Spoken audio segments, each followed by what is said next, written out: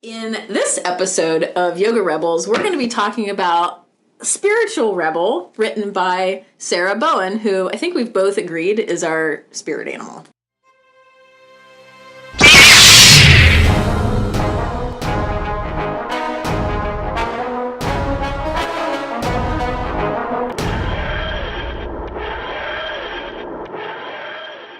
I think the thing that got me was it said she is a multi-faith spiritual educator and speaker and an aspiring Jedi. I was like, oh, dude, she's Okay. one of us.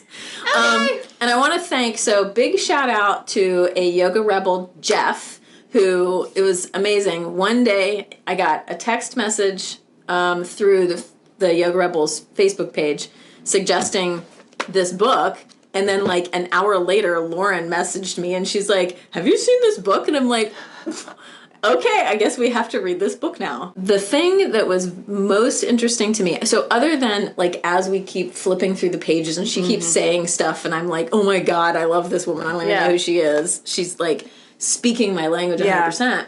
But it was amazing to me, the feeling when it comes to spirituality, religion, God, and all of these things. I literally felt like, I don't even know what it was, something pushing me. I mean, almost literally something pushing me, pushing my brain and all of that while I was reading stuff. It was a physical feeling of I gotta sit with this and figure this out. I had a lot of discomfort around a lot of different topics in the book. There were certain things that I felt really good about because I resounded with them and I feel the same way. But then there were other things when it got into religion. She says religion with a capital R, so kind of defining religion with a little r versus a big R. Yep. I felt a lot of internal pushback with acceptance of some of it. And I think I felt that pushback because in my mind I've felt like religion with a capital R has been unaccepting of so many demographics and individuals that I felt like mental pushback and even some this visceral reaction, almost physical pushback, well, how can I accept that when this individual or this group of people has done, XYZ? So there was a lot to kind of grapple with that, and then the different beliefs of different religions and the idea of a God or God. I had a lot of feelings. So my background, the two big chunks of religion in my life are, I went to 12 years of Catholic school, and that was an interesting experience that made me not be Catholic. I wasn't Catholic to begin with, which was also part of my sort of I don't know, irritation with the whole thing, I guess. I mean, I was baptized Episcopalian, but nobody ever forced me to go to church. When I was in my early 20s, I had a short experience with the Vineyard, which is a evangelical, non-denominational, fundamentalist Christian church. Big one. Yeah. And I church, did not. Yes. And I did not have a good experience with that. Yeah, that the mega church thing I struggle with a lot too, especially when there is a lot of money going into the church and maybe not into the community or programs for individuals. Now, and so at the Vineyard anyway, or the people that I was associating with at the Vineyard, they were very anti-Catholic. Okay. Which was... That's interesting. That was interesting. So there was a lot of, at least the people that I was talking to, not necessarily coming from the pastor, but a lot of pushback on, I would accidentally say, priest, or I would accidentally say, religion, or mass, or whatever. Your Catholic words. Yeah, my Catholic words. And it was I felt like I was being set on fire by these people. It was really hard. Wow. So it was a really hard experience, considering the fact that, I come from a background of, I have a degree in anthropology, and the focus of my degree is the area of the land of the Bible. So I've read the Bible. I've read the history behind the Bible. A lot of that. And the fact that, like, we're talking about two religions that are based in Christianity. It all comes from the same person. Right. You know, if you want to argue that point. So it was hard for me, and I mean, I think that there are bumper stickers like this, but basically, it's not Christianity I have a problem with. It's the Christians. Or Right. I don't have a problem with Jesus, it's his followers. You know, so that's where a lot of my feeling about this book really came to me, was that flood of remembering, like, really negative experiences. Yeah, mine was from being in a Southern Baptist church and school, and the mindset was that all of these things everything's a sin, everyone's a sinner. Yep. It's very black and white. It's broken up into good and bad, or good and evil, rather. I mean, Yes. really the emphasis on the evil and casting out the sins, and these demographics are sinners or they're evil, and that at such a young age that could have gone one of two ways for me. It went the way where I felt like, oh, I don't want any part of this. It could have gone the other way that I'm sure it does for other people, where they fall into that and they're like, oh yes, that's right, gay people are sinners, and Right. just some of those things. Like, that was one of the first ones that I was realizing at a young age. I was like, wait, I don't believe that at all. Yep. I don't think there's anything wrong with gay people. Why are they telling me this? And I would think of, like, friends or family members that were gay, and I'm like, oh, so you think they're all going to go to hell just because of who they like or love? Yeah, there, and, like, for example, similar to that, but not nearly as terrible. So my mom, I can say all these things now because she's not around to defend herself. So my mom was married and divorced 5 times. And so therefore, that means you are not able to be Catholic. Nope. Yeah. You're done being Catholic after, like, that first one. Yes. However, one of the things that I actually did think was cool was, so my grandmother was part of the St. John's Catholic Church up here in Italian Village. And the priest at the time, Father Mario, my mom was just looking for community. So this goes back to what we talked about in our last episode, was a lot of times, people flock to churches, people go to churches because it's like, this is a group of people that meets every week, and it's a community, like-minded people. But anyway, so my mom enjoyed that community, and the priest actually said, that was her divorces were an issue. Yeah. So he said, no, I will accept you in this church. You just can't take communion.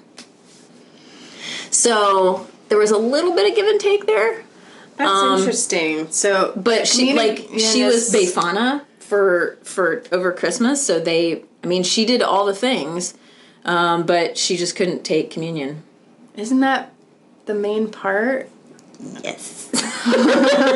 Yes, it is. Yikes. Yeah, but she was accepting of that, and she was just glad that she was welcomed in and all of that. So I know. That's some very conditional love. I think that's where I was feeling pushed back on some of the ideas behind religion, is that everything is very conditional. Yes. For a lot, the black and white conditional.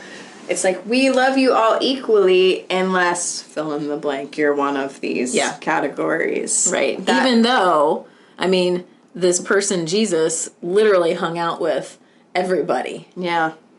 Whores and sinners and all sorts of people drinking wine and whatnot. Yeah. He made the wine. But anyway, I think one of the things that I really loved, that I absolutely can relate to, is once I got out of high school, actually probably during high school, I started to seek other religions.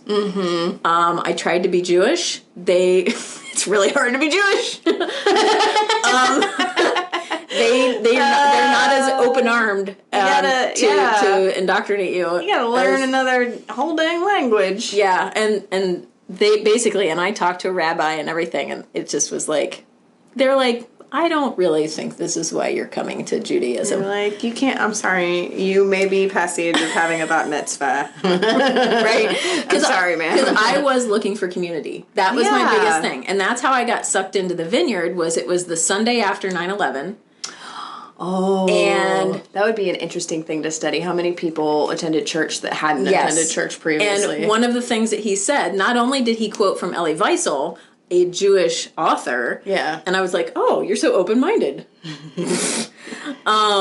But he talked about the God-shaped hole in my heart, and I'm like, oh, I must have a God-shaped hole in my heart. Wow, and so that sounds like a big hole. It was a pretty big hole. Sounds like a really all I was problem. looking for. I know, yes. But really what I was looking for was community. Yeah, we all are. And, hugs or something. I don't know. But instead I got roped into that. Yeah. I even got baptized. Oh. I did the whole thing. I was speaking in tongues and everything. They made me, when I was in 4th or 5th grade, because we were new there, they made me get baptized again. I was baptized when I was a baby, but they didn't believe that was good. No, because that was my Episcopalian I had to do the full dunk. I did. I went into the hot tub. That was horrifying for me, because you don't know how long you're back into the water, and they were like, just pinch your nose, and I found that very traumatic. But they didn't take you to a river, like in Oh Brother Where Art Thou? That would have been... Take to the river. I can't remember the song. I can't remember the song. No rivers. That's good. But I think that, the community thing, and we've had this conversation before, like, finding your people is really important. Mm-hmm. And I think if there were more things similar to church, but like talking about the conditions, I think that accepting a religion or a religious belief or even a spirituality per se, I think that's a big condition for having a gathering, right. Or being part of the community, which is why, I finally settled in something similar to Buddhism and yoga. Yeah, same. And so, I don't want to use somebody else's words necessarily, but yoga is sort of my church, in that if you read the Bible, the church isn't the building, it's the group of people. Church can be anywhere. So that's kind of my thing. And recently, I think we've started using the word tribe a little bit more. But that, for me, was where I actually found, that was my first sort of finding of my people. Right. And the one thing that I thought was really interesting, so in this book, it says she's a multi-faith spiritual educator, but she talks about going to different events or churches or groups, even if you're not a member of that community. And I felt a lot of pushback on that too, because I can't imagine, and I suppose she actually does this because she makes each religion kind of, part of her life, but I can't imagine just going to a temple just randomly and being like, hey, can I just sit in on your I actually did go to a service? Baptist church. One of our Baptist churches over in Linden. I actually did go to a Baptist church that I did not belong to. Mm-hmm. So it's Black Baptist Church. I walked in, and it was such a wonderful experience, I gotta say. But there's a big difference between African Americans and whites, let's be honest. So Trevor Noah, who is now the host of The Daily Show, he has a book about his life called Born a Crime, and he talks about growing up and how he had to endure 3 church services every Sunday because he had a black mother and his father had been white. And his mother wanted them to go to Black church, so we called it Black church for the singing and the just overall experience. They would go to white church because it was very serious and she got something different. And then they called it mixed still in that time. They would go to the church where it was people who were biracial as well. So he had to go under 3 different churches, but he goes into great detail. So that might be another good book to read is that was Born a Crime by Trevor Noah, because he talks about the differences in one day between going to a black church and white church. And white church is very somber and very serious, and the singing is very depressing, and then black church is upbeat, and it's more about God is the best, isn't he? I don't know anymore that I even have what is called a spirituality. I mean... Yeah, I don't know. The book has an interesting quote about that. There's nothing in your life that will not change, especially your ideas of God. Yeah. And then she spoke with some different people about what they believe God is. So Deepak Chopra said God is a process. So he thinks of God as a noun. Another person, a Jewish person, said God is light. Someone else said God is a verb.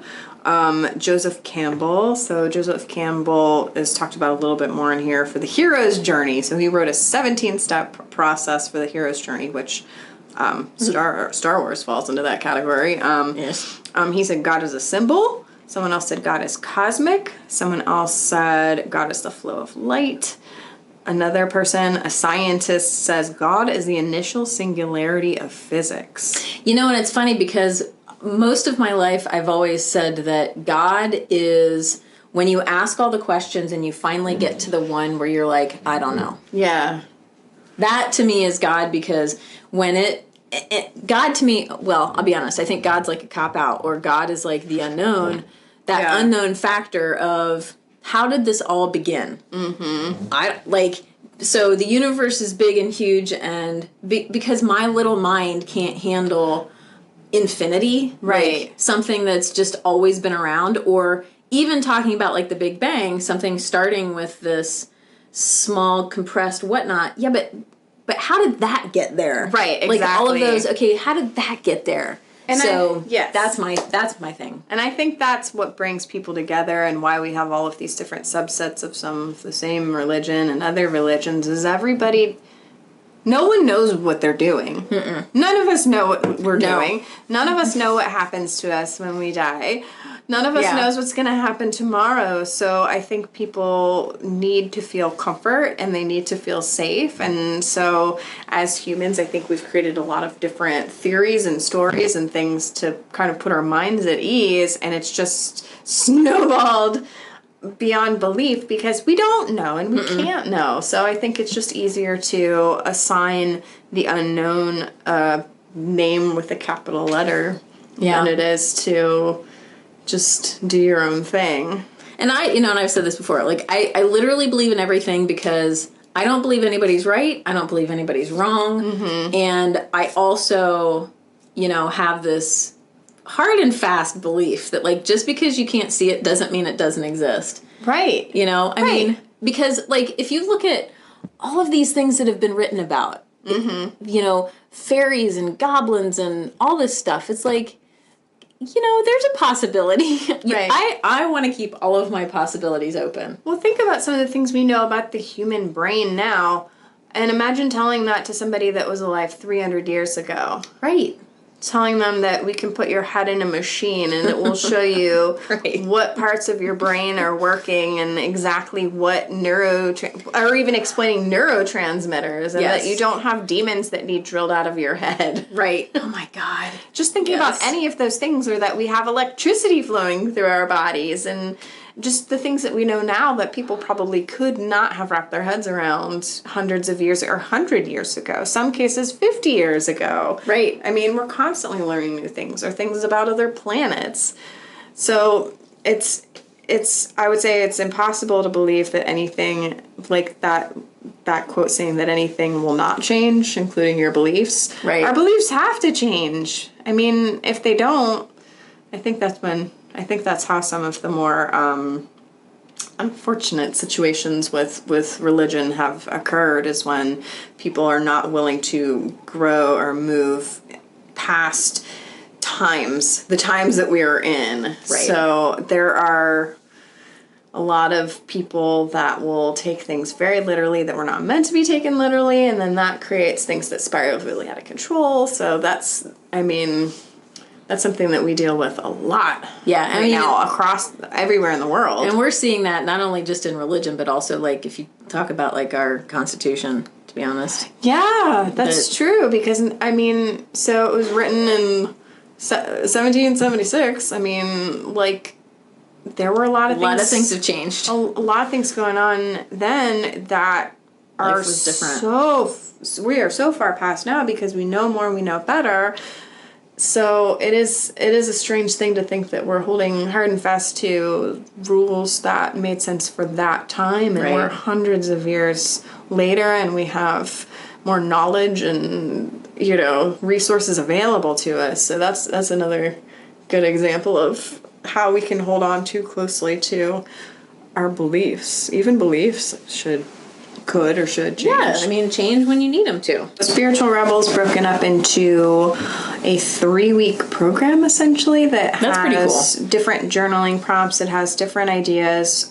She calls them experiments, but one of the first experiments is asking you what spiritual or religious beliefs don't feel true to you anymore. So things that you grew up with, things that you might be holding on to right now. It's trying to ask you, what are you clinging to right now? So in yoga, we might say, what are you or in Buddhism, we might say, what are you clinging to that no longer serves you? Yeah. So it's asking you to think about religion, spirituality in general, maybe what you grew up with, what you think now. What are you clinging to that doesn't serve you now? And I had a lot of difficulty with that one because a lot of my beliefs are negative beliefs, and as I started to think and go through this book and journal it, I realized that that doesn't serve me to have those negative feelings and beliefs and to have kind of a wall up against them. I'm still working through it. Even just doing some of these exercises kind of dug some things up that I realized I had a lot of walls up and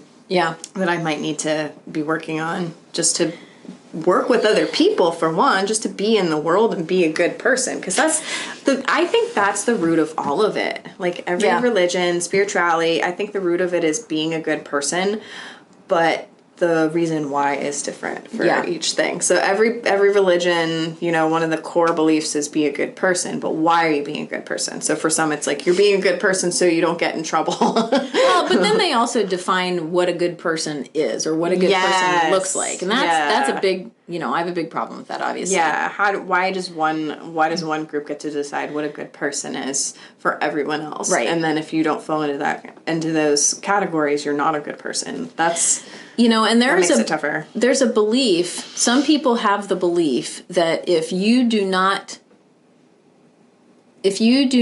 subscribe to Christianity, for example, then you must be completely amoral. Right, that you cannot have morals and values without religion. Right, but the thing is that I don't not kill people because I'm, you know, a Christian. I don't not kill people because you shouldn't. You know, I mean, like it's not nice. Yeah, because I mean, you know, I have like a moral compass that has nothing to do with. I'm not afraid of going to hell because I don't believe in it. I'm not afraid of damnation. I'm not. You know, that's not why I do things. I'm not afraid that my God is going to strike me down. Mm-hmm. You know, I have a moral compass, and that is what my guiding thing is. Is literally like, does something feel right? Does something feel wrong? Also, we have laws in place. I mean... Also that. Murder's illegal. You know. If you didn't know that yet. However, I mean, but even, there's still... I'll be honest, there are times when I've thought about things and I'm like, even if it wasn't illegal, I don't think I would actually follow through with what my thought just was. I'll be honest. Because there are still consequences, right? Like, I still have to live with myself the next morning. Mm-hmm. You know, and plus the cleanup is messy. Yeah. God. Gotta hire people. I mean, we've all watched Breaking Bad, right? I did, actually. I finally watched it, like, last year. I don't know if my bathtub can support that kind of lifestyle. No, I mean, seriously. However, one of the things that I did learn in my degree in anthropology was the class in forensics, where we kind of learned how to dispose of a body. Just letting you know. Namaste. Namaste. If you got any questions about how to get rid of a body. Yes. Anyway. I think it made me think. I didn't remember reading anything about humanists or the American Humanist Society, because a lot of this made me think of being a humanist. And one of their big things is they like to showcase morality without religion, or the fact that people can be good people without religion. So that was one interesting thing, because she really does talk about specific religions, and I could be wrong. I don't think I saw anything about specifically humanism, but the idea that even the Jedi lifestyle, could be the Jedi a religion. There's also like people who are Pastafarians. Yeah. On this, they claim that on the census, yes, right? Yep, Pastafarians they follow this flying spaghetti monster, and they've got a sieve on their head. They wear a sieve hat and all that. I forget for it. I forget what the flying spaghetti monster wants you to do. I think eat pasta. Don't be a dick, really. Yeah, do that, and then maybe eat pasta. I can't remember. Carbs make you happier. I don't know. I'm not sure. I need to look into that, because the flying spaghetti monster was definitely not in this book. No, I was kind of surprised that she didn't bring it up, because she brought up a lot of other sort of, I don't want to say silly, because if you believe in it, because she brought up like Harry Potterism or Potterism, right, as a religion. But for Jedi, to me, is probably the closest thing to a religion for me, because it brings together Buddhism and then some aspects of yoga that it just describes everything that I really want and need in it's got a belief system, I guess. Right, a combination of good energy, bad energy, dark and light, the fact that you can't have one without the other, right, and that you need a balance. I'm on board with that. So the actual Jedi themselves, so there's a difference between people who are Force sensitive and people who are actual Jedi. Yeah. And so as Anakin uses in his argument for falling in love with Padme, he said that, we're just supposed to not be attached. They don't say that we can't love somebody. Well, the idea of non-attachment in Buddhism, being a Jedi, is the idea that attachment leads to suffering, and that life is full of suffering, but I'll quote Haruki Murakami again. Pain is inevitable, suffering is optional. Right. So we will be faced with things that will bring us pain and heartache, but how we perceive the situation or how we work our way through it, the suffering of it is up to us. So if we are attached to a specific outcome in a situation, that's when we're inflicting self-imposed pain and suffering on ourselves, because we cannot control anything other than the exact minute that we're in, and we barely have control over that. Yeah. I've gotten to a point where there are certain things in my life where I do feel like I can enjoy this thing right now. I can enjoy it as it is, because there's suffering on both sides, in that wanting something wonderful to stay like that the whole time. Right. Versus if something is painful or uncomfortable, wanting it to not be right then. Mm-hmm. So your suffering is created in both ways, of wanting something to be, to not only to stay with you forever and ever and ever, but also wanting it to not be with you. Yeah, I really struggle with attachment to specific outcomes. I have, even though I do a lot of things to keep my anxiety lower, just as a person, I have pretty heavy, issues with anxiety. So that is almost like the definition of anxiety, is having an attachment to a specific outcome. And one really good example I can think of is my dogs, and my husband has had to be a little bit of a little bit more of the Yoda in this scenario, because I have broken down into tears that last a pretty long period of time, just thinking about the fact that they will die someday. Yep. And sometimes I'll be petting one of the dogs, and I'll think, you are not always going to be here. You're not always going to be in my life. I need you to always be in my life. And I'll feel that sense of attachment, and I don't ever want it to change. And I really struggle with that. And one of the things that my husband said, which when he said it, I was kind of like pissed off. He was like, well, I think that, it's unfair that dogs don't live as long as we do, but the advantage to that is we get to experience more love from a variety of pets in our lifetime. And I was like, Whatever. It's so clever and smart. it's like, God damn it. That was well said. It's true, but I It is still true. am so attached to my dogs and my cat. My cat, she's 10. Cats can live a really long time, but I've already started freaking out about that on a almost daily basis. I'll be holding her and I'm like, you can never leave me. But that's the thing, though, is that knowing that their life is shorter, you appreciate them more. And I am, and that's exactly what's happening. So when I have those moments, I am, as a result of my freaking out and my attachment to them, I am so much more aware that I want to give them the best life possible. I have such unconditional love for animals. I think that it's a lot harder to have unconditional love for people. It's a lot harder. I pretty much think that people are assholes, but mostly, and myself included. I know I do stuff like I was telling you some of the stuff that I say and do to my husband. And you're great. I'm kind of an asshole. But the thing is, so is he. And then both of us are equally, and it's fine. I was actually just telling a friend this morning that basically I'm not really a nice person. Like nobody ever has ever said that Berg, she's nice. Like I consider myself I'm an endearing asshole. Yeah, same. I think that's really what it is. Yeah, and I think that's why you can't help but love me. I think that's why I've been married as long as I have, because we both are, and we say terrible things to each other that people maybe would think were mean things, but we find it funny. That's the thing. You have to have a sense of humor about it. Yeah. Not be so attached to the, emotion of things. Or be attached to the idea of being a perfect couple or the perfect whatever you are in that couple, because that's a thing too, is that being an asshole to your partner falls outside the expectations and the societal norms that you just need to be sweet and doting and kind all the time. I can't do it. No, I don't want to do it. So no. I want to joke about pushing you down the stairs sometimes, Yeah. I did that actually when my husband, he had a full cast on his leg, and I told him, God, you are an asshole. Yeah, I told him I was going to push him down the stairs if he wasn't nice, and I mean, I didn't. It straightened him up right away. He's like, I know she'll do it. Because she's an asshole. Yeah.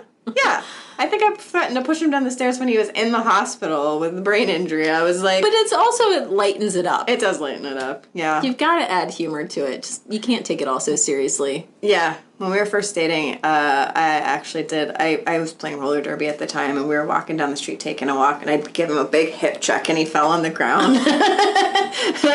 But I think in that moment, he realized that I was the right person for him. Oh my God.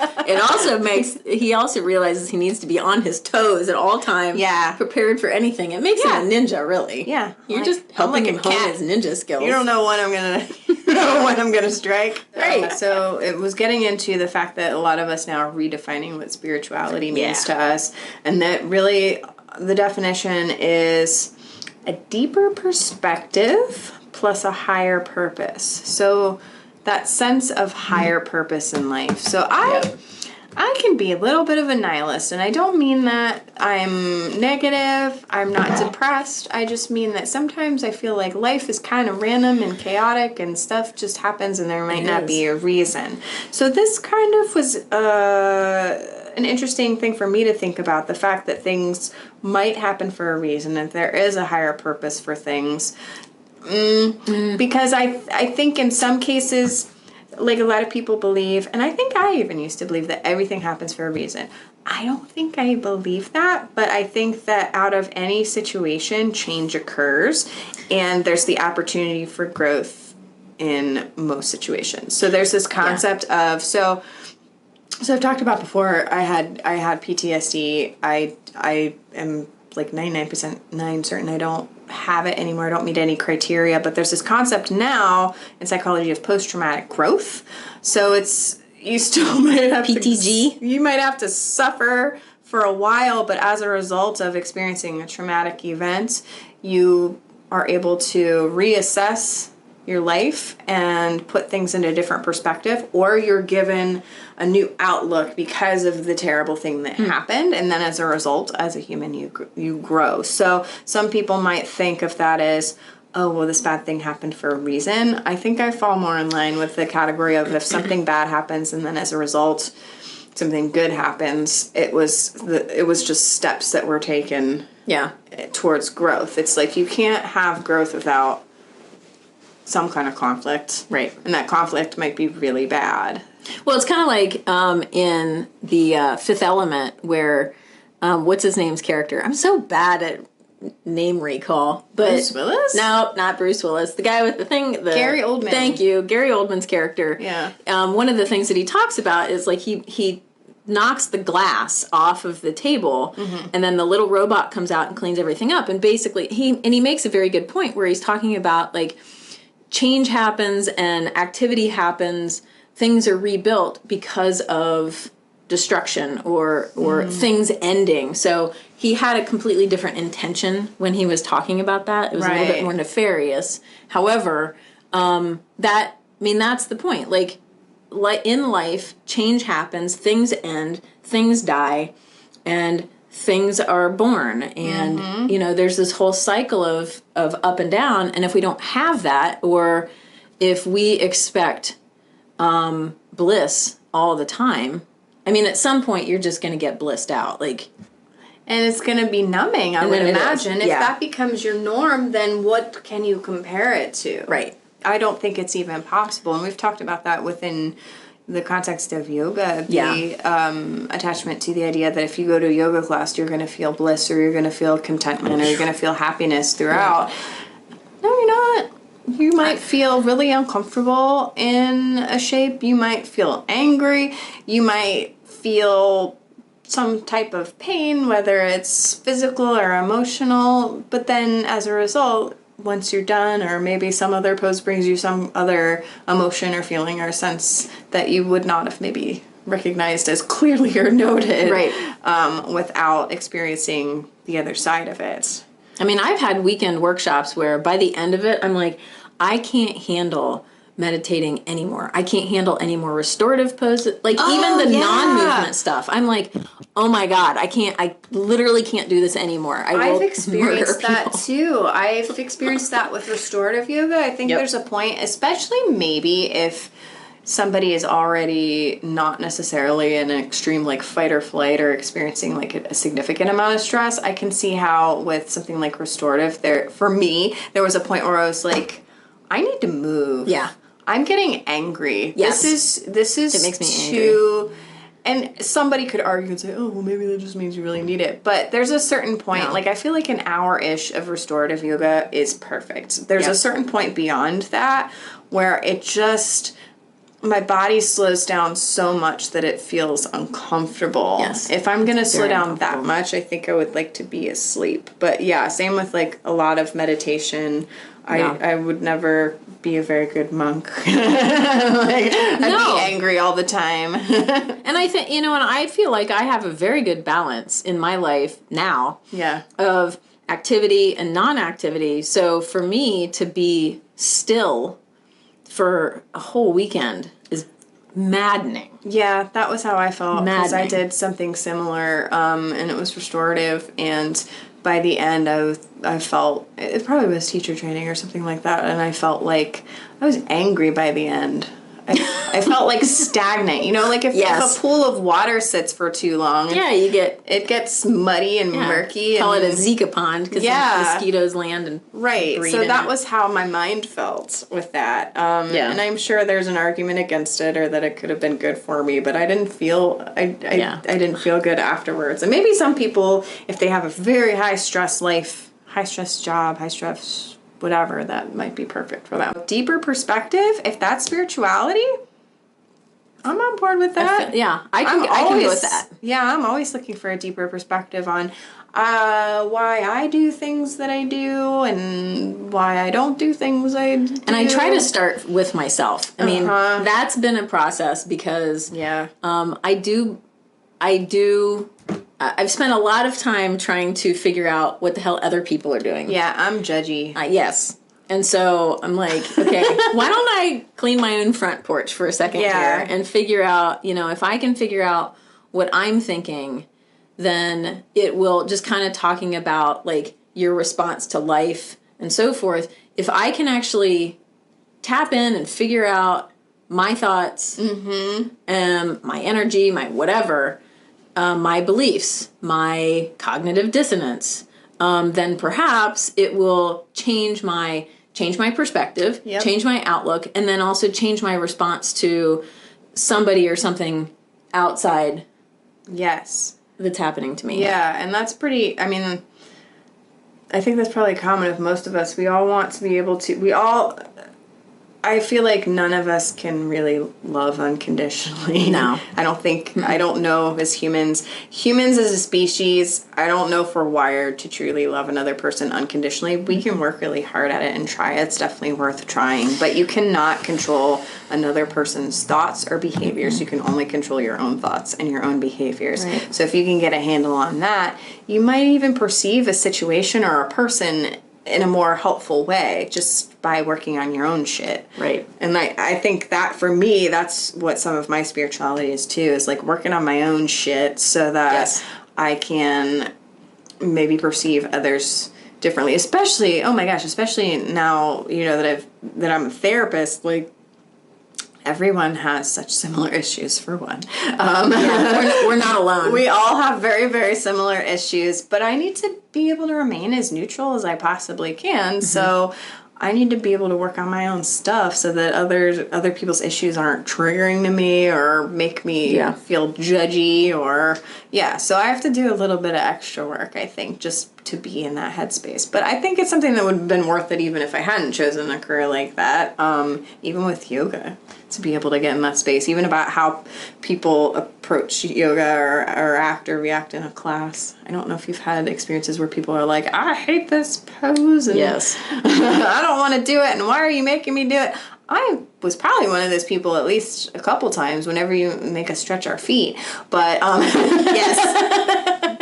definitely gave you some shit about that. But yeah, it's like you have to be able to go, this isn't about me. Being able to detach yourself from somebody else. I make myself happy. Yeah, you have to. I don't rely, I enjoy being with other people. I myself am in charge of my own happiness. We all are, and that's a difficult thing for most of us to deal with, especially in relationships. A lot of people get into relationships because they want the other person to be responsible for their happiness, because it's too much responsibility sometimes, and things aren't going to go great if you give that other person all of that power, because they cannot do it. They can't. You can ask for things, you can ask for what you need, but they can't that's automatically do exactly what you need them to do at every second.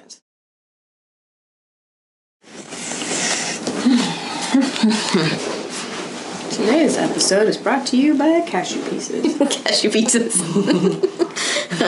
And this no-calorie, unsweetened lemon sparkling water. So it's actually carbonated water with some lemon in it and no sugar? That's a thing? Here's something that'll blow your mind. Naturally gluten-free and lactose-free water. There's no lactose in this? That's amazing. Oh my god. We should be paid for this. This is fat-free too. Did they say that? Oh god. Wow. What a time to be alive.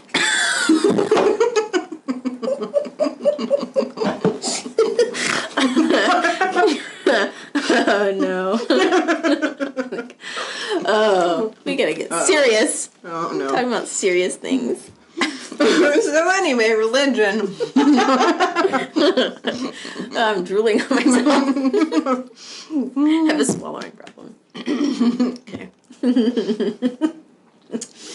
Yes. What's the next part? So we were talking about spirituality. Yeah. And the fact that much like that, I forget whose definition it was. I think it was Deepak Chopra was the one that said God is a verb, spirituality is a verb too. I thought that was a really interesting concept, and I like that. Yeah. I think I agree with that. I think everyone has a very different idea of what spirituality is, so I really liked the definition of something that brings you a deeper perspective. Whether it's of your higher purpose, I don't know. I try really hard to say that I practice yoga. I don't do yoga. You haven't perfected it, is my point. Even doctors say that they practice medicine. Yes, Dr. Bartlett says that all the time. She's like, that's why we call it practicing, because we're figuring it out. Like, you know, every person is different. Everybody's body is different. Right. So the idea that it is a verb, or that it's something that is in motion or changing and can be something different from day to day. And we were talking about, I don't know if we got this video or not, but we were talking, no, we didn't. This was one that we lost, because we were talking about how everything is essentially alive. And what is that? That's Jainism that has some of that? Jainism has that concept where everything kind of has like a soul or a spirit. So because of the idea that everything came from this planet is alive. It's an ecosystem of, biosphere, essentially. Right. And so my car came from this planet. This planet is alive, therefore my car has some sort of spirit or soul or something like that. That actually pretty much sums up my belief system, gotta be honest. I feel like I would replace some of those words with just energy or electricity or just molecules that are moving around, which I guess some people, if you think of it in that way, that could be a spirit, because we're all full of electrical impulses, and even the delicious unsweetened water we're drinking is in a lot of ways alive. The wood that this table's made of came from a tree that was alive and had energy and electricity and all kinds of things from the earth. I stained this with turmeric, by the way. Wow. This is not the color of the wood. I made it a little bit yellower with turmeric. From the earth. Yep. Yeah, so everything, the paper in this book, I think everything is essentially alive in some way, so... Yeah. And also I think the definition of alive... Yes. And that not sentient. Right. And besides the fact, how do I know? But, the idea that perhaps rocks are alive or whatever, but, again, it goes back to my belief, just because I can't see it doesn't mean it doesn't exist. Just because, I could go really deep with this or not deep, crazy, let's be honest. Because go off the deep end. Yeah, because when I eat green beans and they're squeaky, I feel like they're screaming because I'm eating them. But or if you eat a carrot, it's bone snapping. Yes, I know. But murderer. But then also, I think we've talked about this, the communication between trees. Yeah, I was just going to say that. Yeah, and the network, if you read about bees and the network of fungus or fungi, it's fascinating, how much... and so then, if you go to, Lord of the Rings, Tolkien talking about the Ents, just because you can't hear the trees talking doesn't mean they're not. They just take a really long time to say stuff. So this is what I'm saying. This is what's in my head. Me too, yeah. Thinking about bees, they communicate by almost interpretive dance. Yes, they're tiny dancers. Yeah, and ants, the way ants communicate, yeah, and we can't hear that. We can't see it. So what else can we not hear and see that would kind of blow our minds a little bit and maybe contribute to beliefs and spirituality? And I think it's human hubris to believe that we are a higher being simply because of, whatever, pick the thing. There are other sentient beings that are doing... I think far more phenomenal things without opposable thumbs, without cars, without technology, that we have all this stuff and we still screw it up. Right. And consistently so. We're the most invasive species on the planet, and we consistently have been for hundreds and hundreds and hundreds and we have religions. Of years. And we have religions. Which are supposed to make us better. Yeah, and then as a result we have more wars and more killings in the names of those religions. Yep. And I don't think dolphins have religions. No, I don't know, but... if they do, it's a really peaceful one. Seems like it. Yeah. Their religion hasn't affected me in a negative way. No. No, they haven't been telling me what I need to do. That's right. keeping me in the kitchen barefoot and pregnant. I know, right? Dolphins. We're part of the powerful anti-dolphin lobby. This is part of our anti-dolphin propaganda. So. Just say no to dolphins. Yeah. Repressive dolphins. I want the tuna that does have dolphins.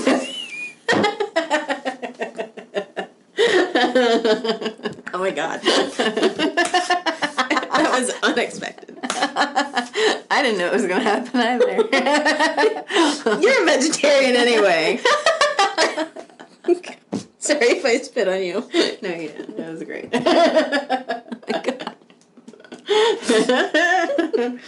Oh my. What's next? Have we derailed ourselves completely? I think so. It's possible. Probably. I mean, that's what our people expect of us, right? I think so. It's the good stuff when we go off the deep end. Yeah. All right. What now? What? I don't know. I mean, the book has, like I mentioned, a 3-week program.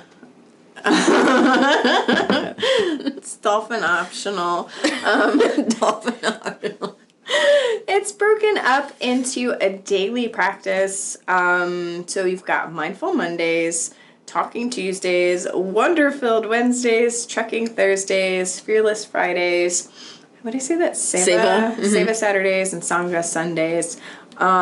So for 3 weeks you do different activities. Mindful Mondays was mostly a breathing exercise. I did the Mindful Monday because I haven't had this book for 3 weeks yet. But I chose, based on the book and the way that it was set up, to do metta meditation, loving kindness meditation. Yeah.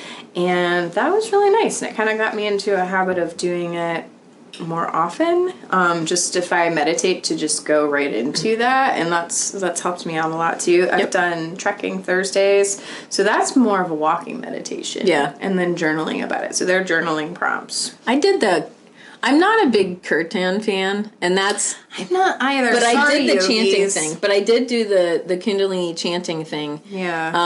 That she suggested. It was like 12 minutes of chanting. And I kind of enjoyed it. Mm-hmm. However, this goes back to my experience in the Catholic Church. Oh, yeah. When I would sing certain Catholic hymns and songs, because of the length of the breath or whatever it was, and then like the heaviness in the air, I can't tell you how many times I passed out in church. And it was not the Holy Spirit either. If you were in a Baptist church, they would have been all over that. Praise Jesus. Yeah. However, it was not. And so I'm not a fan of kirtan. I'm not either. I don't know. I don't have a problem with chanting. I just don't like kirtan.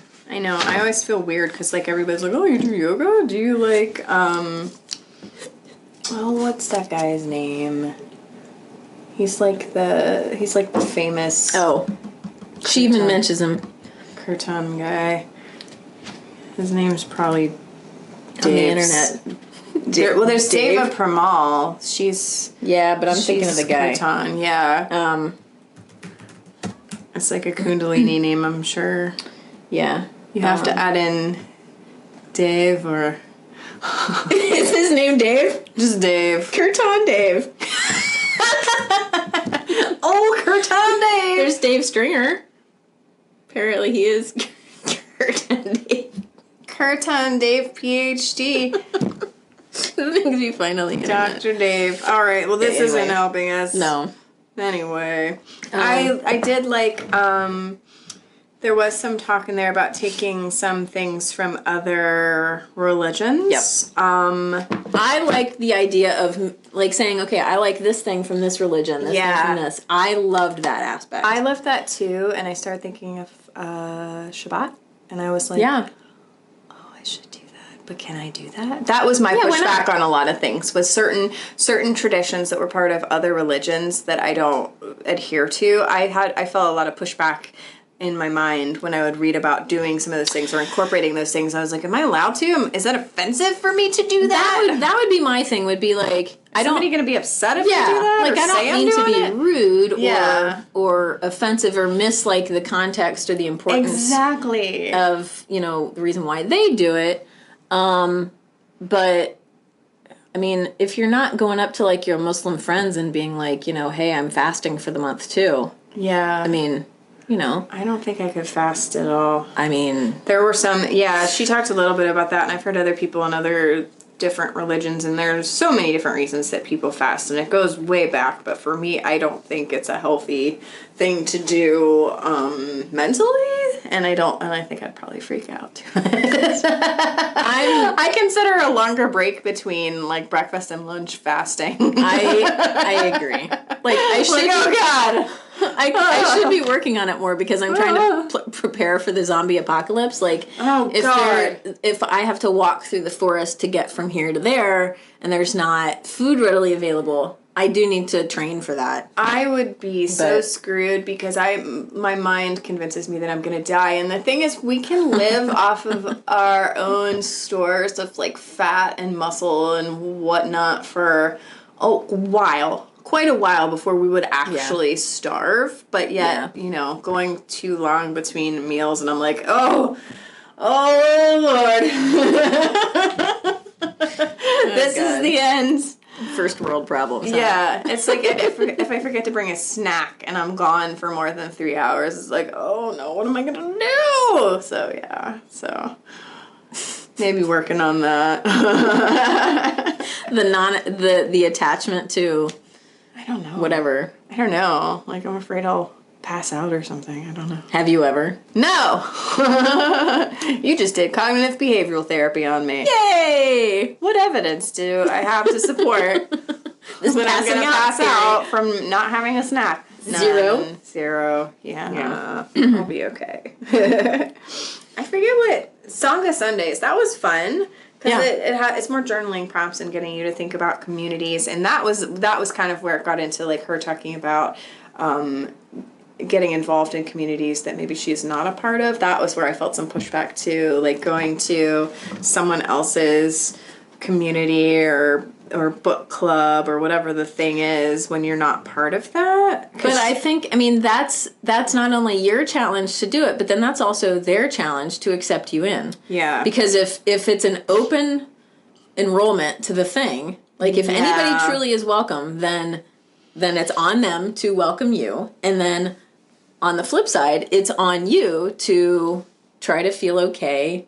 And I will say, as an introvert, yeah, that's probably my challenge with I that. was like, go to a place with a bunch of strangers who have a belief that I don't. So this is what it was getting me. She was talking about how she is lodged with Lakotas. She is whirled till she drops with Sufis, meditated with Buddhists. She's gone to 12-step meetings, prayed with Catholics, hit the floor solemnly with Muslims, chanted kirtan with Hindus, sung really loudly in a Christian mega church. So as I read through those, I'm just like, I don't think, would a Muslim even want me doing that if I don't adhere to anything else about it? Or maybe let's ask a Muslim. Or would a Catholic, I don't know. Maybe that would be... They don't check your Catholic card when you come into church on Sunday. Or like I'm just going to say that. Singing kirtan with Hindus, I don't know. That was my pushback. If they allow you in the building, then I feel like that's on them. And the rest of it is your problem to feel comfortable with it. Yeah, I think that was my pushback, was that I was like, is that disrespectful of me? Is that me trying to... What's your intention? Yeah, because I feel like there's a lot of cultural appropriation these days, and a lot of white folks, like... You're right. Taking over things... Like yoga? And then going too far with it, so I feel like I'm very sensitive about that, and I don't want anybody to feel like I'm taking advantage of something. And I feel like because you have that feeling, then you'd be fine. Yeah. If you wanted to go to somebody's temple or synagogue or church. Yeah, I actually had an assignment for, so my degree was in social work, but it was, mental health and addiction studies was like the subtitle. So for one of the addiction studies classes, they wanted us to go to a 12-step meeting.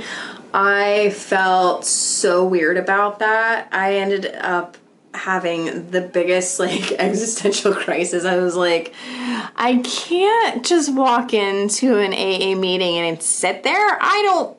First of all, I don't drink at all. I don't have anyone in my life right now that's an alcoholic that I would be supporting. I was like, that feels really voyeuristic. That's a good point. I had a really hard time with that. But you did it. I did, and I felt really weird. Did they know? Did you have to say something like, "Hi, I'm Lauren. I'm not an alcoholic"? No, I didn't. But I felt like they were going to find out. I felt like Marla Singer in Fight Club. Like, that's all I kept thinking was that I was a tourist. And I think that's how I feel about some of these other things, is I don't want to be a Marla Singer. Yeah. So, for those of you under the age of 30, if you haven't seen Fight Club, so Marla Singer in Fight Club, she very much was somebody looking for community. So she would go to support groups, but they were support groups for things like cancers that she could never have. Like, she would go to prostate cancer support groups. I haven't seen the movie in ages. And she would go to all of these support groups, and her reasoning was to be around the people, and there's free coffee, and she could smoke there, and they would occasionally feed her. So I think that's in the back of my head, is that I don't want to be a Marla Singer tourist, even if nobody thought that. So that's my thing to work through. It is. Because I don't know. I mean, I'm working now in a field where people may go to AA, so I need to, not have that pushback about AA, because AA talks about, faith in God and belief in God, and how that's your key to getting through what you're going through. So I have a lot to work through with that, too, because the whole point of AA as an intervention for alcoholism is to get better. So who am I to say, if it helps somebody, that they shouldn't do that thing because of the wording? Yeah. Well, and I think that goes back to, something that we've talked about numerous times is, we knock hot yoga every once in a while. But here's the thing, if it's not hurting you, and if it's not hurting anybody else, then who am I to say that you shouldn't do it? Yeah. Or that it's not going to help you, or whatever. I think whatever it is, just be mindful. I just don't want people to lose their sense of self when they go to something. I'm not willing to give my self, my big S self, away to anybody or anything. I feel the same way. Yeah. I'm not willing to. For one, I think I mentioned this in the last one. I don't like hierarchies. You did say that, yes. I don't like hierarchies, and that's another thing that I struggle with some of these things, is that there is a hierarchy, and that there is. So maybe even the idea of higher power in that context is something that I struggle with. I like the idea of community where everyone is on the same page, and maybe not that everybody is exactly the same, but people have different strengths and different weaknesses that balance each other out, so that it's even, despite the fact that people may have different strengths and weaknesses. So nobody is up here, and then we have people down here. That's where I think I struggle the most. Yeah, I agree with you. Especially within, we've talked to death the concept of gurus, and that's how that happens too. So within yoga, if you create a hierarchy like that right off the bat, and I don't think either of us teach in that way even a little bit. I think we both make it a point to say, tell me if something doesn't work for you. Tell me if we need to change something, modify something. If you don't agree with this, I've been teaching a while, but I'm not and I would still not say I'm an expert on anything, because we're constantly learning new stuff. So oh God, yeah. I don't think I'm. I just know more stuff than maybe. I've got a list of poses in my head. I have some anatomy knowledge. And it could even be that somebody else in the room has that same knowledge. I mean, I'll go to yoga classes and I'll have the same knowledge in my head, but I just want somebody else to tell me what to do. Tell me what to do. Yes. So and even in that scenario, I don't think there's a hierarchy. I like that. I like being in a yoga class with other yoga teachers, where everybody's just whoever the teacher is in that moment, it's good on them. Thank you for this gift. I'm not telling me what to do, because I'm not comfortable actually when I know that there are other teachers in the room. I'm oh my God, I'm not as good as them. I'm so nervous, but I don't care anymore, because I'm I whatever. Don't care. I'm here to shut the chatter off. It's and true. Whatever you say is going to help with that. So do what you got to do. There have been so many fire trucks going by today. Yeah. I'm just acknowledging it. Who's setting all the fires? I know. It's there's so many arsonists. It's 90 degrees, but we don't have forests. It's not forest fires, though. No. I don't know.